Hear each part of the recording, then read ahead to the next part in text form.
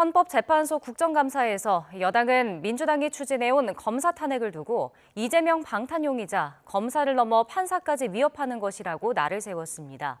야당은 박근혜 전 대통령도 국회가 탄핵시켰다며 윤석열 정권은 반면교사로 삼아야 한다고 맞받았습니다. 보도에 정인용 기자입니다.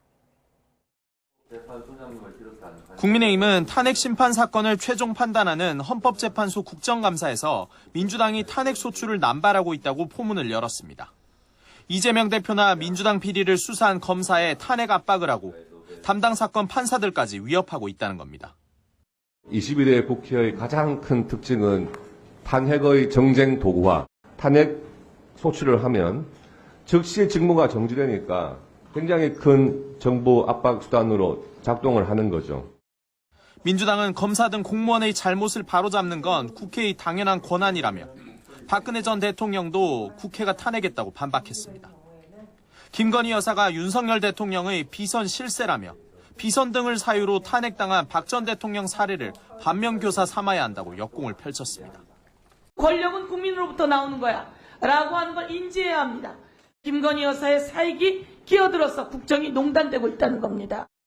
후임 헌법재판관 국회목 3명 가운데 민주당이 2명을 추천한 걸 두고도 여야 설전이 오갔습니다. 국민의힘은 과거 3명 중 2명을 추천한 정당은 자신들이 비판해온 14대 국회 민주자유당이었다고 꼬집었습니다. 본인들이 독재정당 취급해온 민자당하고 똑같은 행동을 하겠다는 겁니다. 민주당은 의회 독재정당임을 자인하는 꼴이라고 생각합니다. 민주당은 민자당 시절이나 지금의 민주당은 제2당, 즉 국민의힘과 7, 80석 차이가 난다고 일축했습니다. 신앙 관례에 따르면 절대 다수를 가진 당이 2명을 추천하는 것은 어떻게 보면 당연한 겁니다. 그게 민의를 반영하는 것이에요. 산자위 국감에선 본 질의가 시작되기 전부터 민주당이 김 여사의 코바나 컨텐츠 후원업체가 코트라에서 특혜를 받았다는 의혹을 제기하자 여당이 강하게 항의하며 한 차례 파행이 빚어지기도 했습니다.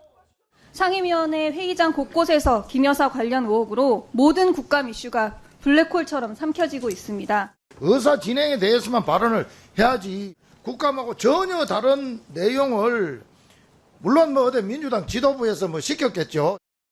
민주당은 또 체코 원전 사업을 두고 정부가 입찰을 위해 재정 지원을 약속했다는 의혹을 제기했고 국민의힘은 수주 경쟁이 치열한 해외 사업에서 지원 의향서는 당연히 내야 하는 거라고 반박했습니다. YTN 정인용입니다.